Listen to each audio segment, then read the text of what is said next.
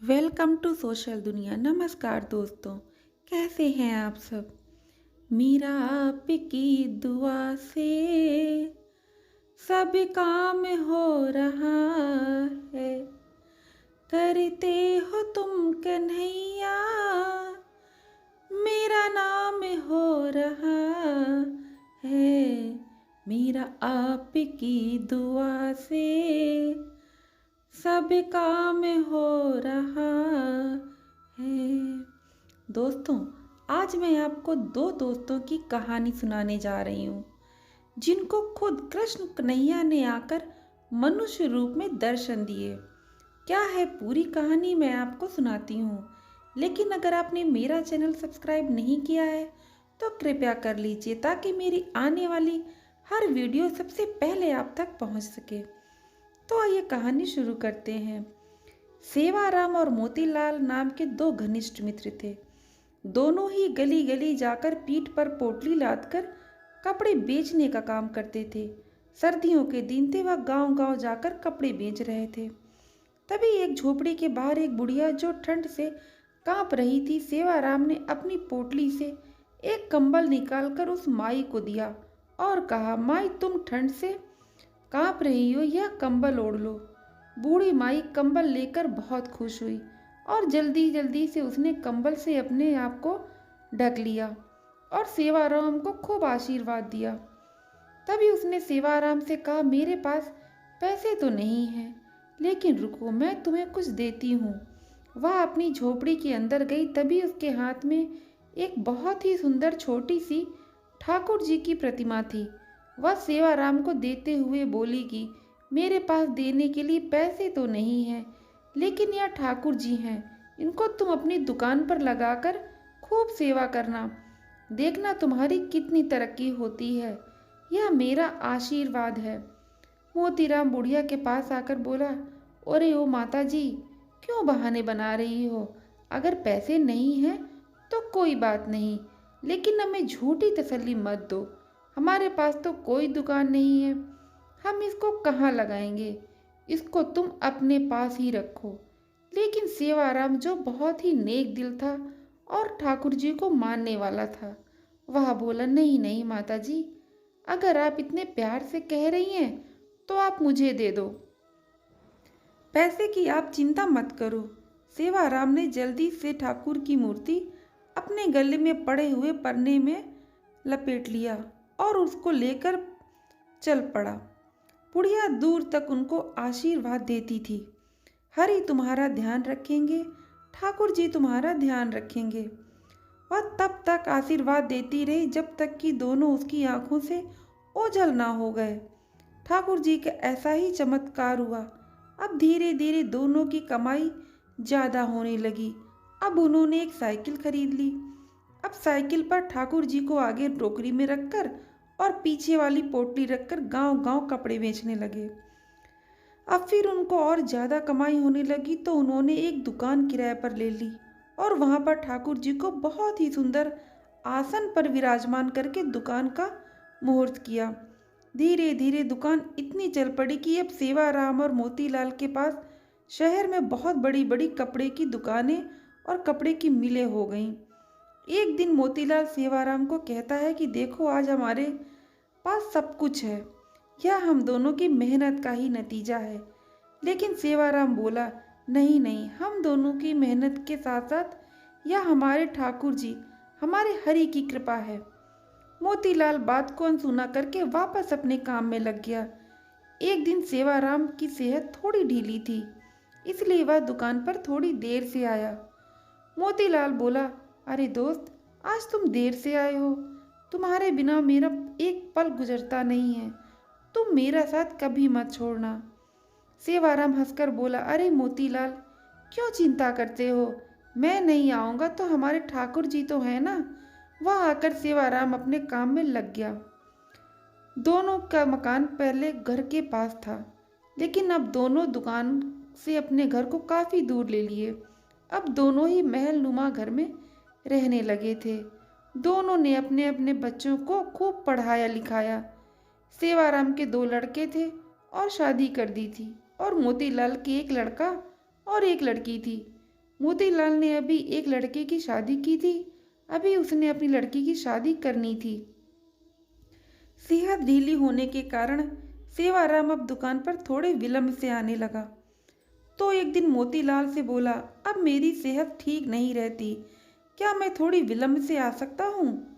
मोतीलाल ने कहा, हाँ भैया, तुम विलंब से आ जाओ, लेकिन आया जरूर करो, मेरा तुम्हारे बिना दिल नहीं लगता।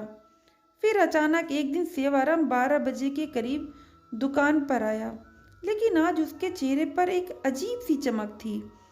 चाल में एक अजीब सी मस्ती थी, चेहरे पर अजीब सी मुस्कान थी।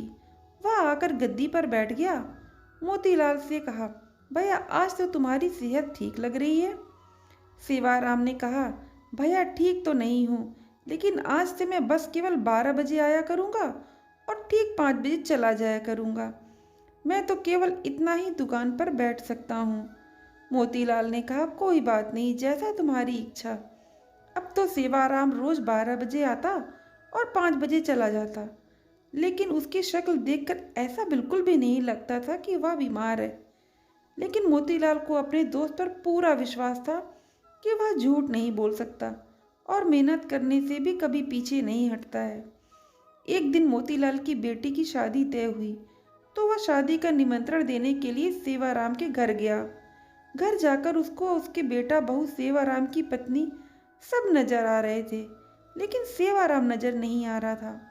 उसने सेवाराम की पत्नी से कहा, भाभी जी, सेवाराम कहीं नजर नहीं आ रहा है। उसकी पत्नी एकदम से हैरान होती हुई बोली, ये आप क्या कह रहे हैं? तभी वहां उसके बेटे भी आ गए और कहने लगे, काका जी, आप कैसी बातें कर रहे हो? हमारे साथ कैसा मजाक कर रहे हो? मोतीलाल बोला कि मैंने ऐसा क्या पूछ लिया कि आपने मेरा प्रिय दोस्त मैं कहाँ है उसके बारे में ही तो पूछ रहा हूँ। क्या उसकी तबीयत आज भी ठीक नहीं है? क्या वह अंदर आराम कर रहा है? मैं खुद अंदर जाकर उसको मिल कर आता हूँ। मोतीलाल उसके कमरे में चला गया, लेकिन सेवाराम उसको वहां पर भी नजर नहीं आया। तभी अचानक उसकी नज़र उसके कमरे में सेवाराम के तस्वीर के ऊपर पड़ी। वह एकदम से हैरान होकर सेवाराम की पत्नी की तरफ देखता हुआ बोला, अरे भाभी जी, ये क्या आपने सेवाराम की तस्वीर पर हार क्यों चढ़ाया हुआ है? सेवाराम की पत्नी आंखों में आंसू भरकर बोली, मुझे आपसे ऐसी उम्मीद नहीं थी भैया कि आप ऐसा मजाक करेंगे। मोतीलाल को कुछ समझ में नहीं आ रहा था। तभी सेवाराम का बेटा बोला, क्या आपको नहीं पता कि पिताजी को गुजरे 6 महीने हो चुके हैं? मोतीलाल को तो ऐसा लगा जैसे उसके सर पर बिजली गिर पड़ी हो। वह एकदम से थोड़ा लड़खड़ाया हुआ पीछे की तरफ हटा और बोला, ऐसा कैसे हो सकता है? वह तो हर रोज दुकान पर आते हैं। बीमार होने के बाद थोड़ा विलंब से आया करते थे। वह 12 बजे आते और 5 बजे चले जाते थे। उसकी पत्नी बोली, ऐसा कैसे हो सकता है? आपको पता ना हो, आप ही तो हर महीने उनके हिस्से का मुनाफे के पैसे हमारे घर देने आते हो। 6 महीने से तो आप हमें दुगना मुनाफा दे रहे हो। मोतीलाल को तो अब सर चकराने लग गया। उसने कहा, मैं तो कभी आया ही नहीं, 6 महीने हो गए, यह क्या मामला है? तभी उसको सेवाराम की कही बात याद आ गई, मैं नहीं रहूँगा तो मेरे हरि है ना, मेरे ठाकुर जी है ना, वह आएंगे। मोतीलाल को जब यह बातें याद आईं तो वह जोर जोर से रोने लगा और कहने लगा, हे ठाकुर जी, हे हरि, आप अपने भक्तों के शब्दों का कितना मान रखते हो, जो कि अपने विश्राम के समय मंदिर के पट 12 बजे बंद होते हैं और 5 बजे खुलते हैं, और आप अपने भक्तों के शब्दों का मान रखने के लिए मेरे हरि आएंगे, मेरे ठाकुर जी आएंगे, तो आप अपने आराम के समय मेरी दुकान पर आकर अपने भक्तों का काम करते थे। इतना कहकर वह फूट फूट कर रोने लगा और कहने लगा कि ठाकुर जी, आपकी लीला अपरंपार है। मैं ही सारी जिनके नोट गिनने में लगा रहा। असली भक्त तो सेवाराम था, जो आपका प्रिय था। अपने पास उसको आपने बुला लिया और उसके शब्दों का मान रखने के लिए आप उसका काम खुद करते थे और उसके हिस्से का मुनाफा भी उसके घर मेरे रूप में पहुंचा रहे थे। इतना कहकर वह भागा भागा दुकान की तरफ गया और वहां जाकर जहां पर ठाकुर जी जिस गद्दी पर आकर बैठते थे वहां पर अपने चरण रखते थे, वहां पर जाकर गद्दी को अपने आंखों से मुंह से चूमता हुआ चरणों में लौटता हुआ जार जार रोने लगा और ठाकुर जी की जय जयकार करने लगा। ठाकुर जी तो हमारे ऐसे ही हैं। सेवाराम को उन पर विश्वास था। अपने आंखों से मुंह से चूमता हुआ चरणों में लौटता हुआ जार जार रोने लगा और ठाकुर जी की जय जयकार करने लगा। ठाकुर जी तो हमारे ऐसे ही हैं। सेवाराम को उन पर विश्वास था। जिनको उन पर पूर्ण विश्वास है वह उसकी डोर अपने हाथ से कभी भी छूटने नहीं देते हैं। दोस्तों, इस वीडियो को लेकर आपकी क्या राय है मुझे बताएं। भरोसा और आशीर्वाद कभी दिखाई नहीं देते लेकिन असंभव को संभव बना देते हैं। ना जाने किस भेष में आकर मेरा काम कर जाता है। मैं भी मांगू मेरा सांवरा मुझे चुपके से दे जाता है। दोस्तों, आपको ये सच्ची कहानी कैसी लगी कृपया मुझे कमेंट करके ज़रूर बताएं।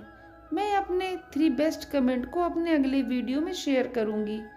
मेरे पिछले वीडियो में बेस्ट 3 कमेंट किया था सुनीता मिश्रा जी, नयन मिश्रा जी और इंडियन नॉर्थ ने। आपका धन्यवाद। दोस्तों, अगर आपके पास भी कोई सच्ची कहानी है तो आप मुझे बताएं। मैं आपके नाम के साथ उसका वीडियो बनाऊंगी। मेरे इस आज की कहानी मुझे भेजी है मेरे सोशल दुनिया परिवार से विजेता शुक्ला जी ने। विजेता जी, आपका बहुत बहुत धन्यवाद। कृपया इस वीडियो को लाइक और शेयर जरूर करें, चैनल को सब्सक्राइब करें। फिर मिलूंगी नई कहानी के साथ। धन्यवाद।